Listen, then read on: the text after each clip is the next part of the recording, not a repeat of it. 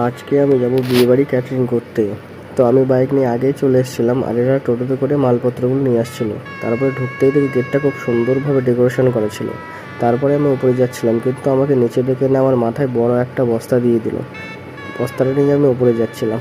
তারপরে উঠে দেখি এরা সবাই কাজ করছিল, তাই আমিও লেট না করে আমি কিছুটা চেয়ার কমপ্লিট করে নিলাম। এদিকে আমরা চেয়ার কমপ্লিট করছিলাম, আর এদিকে এরা প্লেট কমপ্লিট করছিল। তারপর কাজ কমপ্লিট করে নিচে চলে গেলাম। নিচে গিয়ে এক প্লেট পকোড়া নিয়ে নিলাম। পকোড়া নিয়ে রাস্তার ধারে খাচ্ছিলাম। পকোড়াটা খেতে বেশ ছিল।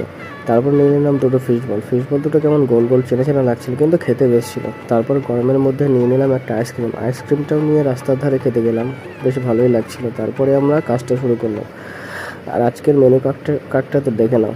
তারপর আমরা কাজ কমপ্লিট করে খেতে বসে পড়লাম। আমি নিয়েছিলাম পোলাও, সাদা ভাত, স্যালাড আর মটনটা খেতে সত্যি খুব ভালো ছিল। আর হ্যাঁ, এখানে কিন্তু ফাংশন আছে, কোথাও যেও না, ফাংশনটা শুনে যেও। আর আমরা এখন বাড়ি যাই, তোমরা ফাংশনটা শোনো।